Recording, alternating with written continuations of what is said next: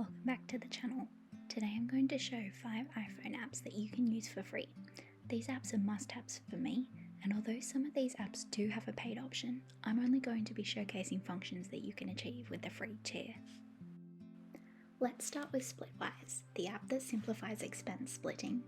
Whether you're sharing expenses with friends, roommates, or colleagues, Splitwise has got you covered.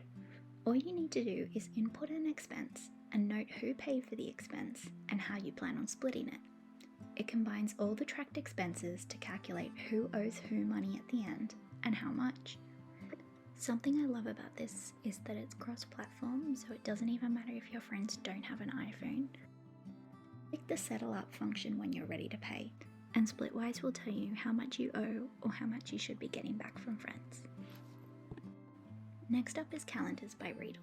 Now this is an app that does have a subscription available, but I only use this for one specific function, and that function is available on the free tier. The one specific function I use is Month View on iPhone. I keep this app in sync with my Apple Calendar, which I use on all my other devices, so I can use either this app or Apple Calendar. But on this app, Calendars by Readle, I can still have a clean month view of all my appointments on my iPhone, as this month view is not available on the default iPhone Calendars app. The next app is called Hyperweb, and it's a Safari extension. There are a huge amount of uses for this app, but I use this for two main features, both of which are available in the free version of the app. The first of these features allows me to sync my dark mode setting on my iPhone with the app, and then turn any web page into dark mode when dark mode is turned on my phone. And this reduces that white background that's often present when browsing the web. The other feature I use is the auto clicker to dismiss those annoying pop-ups notifying you about cookies. It is worth noting though that with this extension, sometimes websites crash depending on the settings you have on your Hyperweb extension. So if you're having issues with a website loading or refreshing, I'd recommend just turning the extension off for the moment. This doesn't happen too frequently, but it is worth mentioning. Also, I would really recommend checking out their privacy policy before you use this app.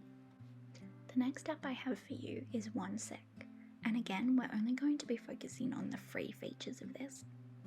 OneSec lets you take a moment before opening an app.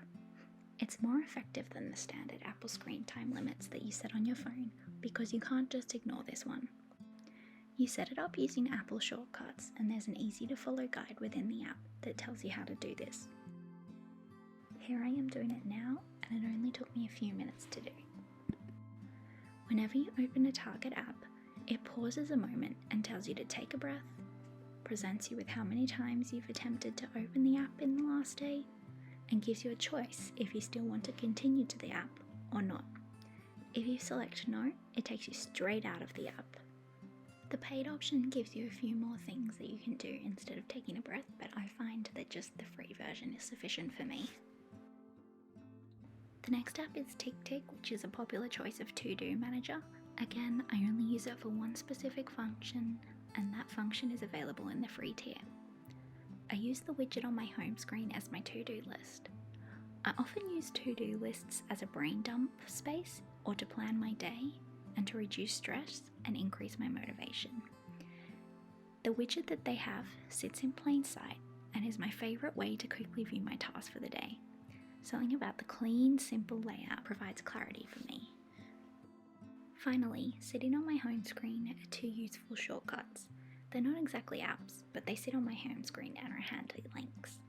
One is to view my Safari saved passwords. The other shortcut on my home screen is to turn on or turn off my caller ID in my settings.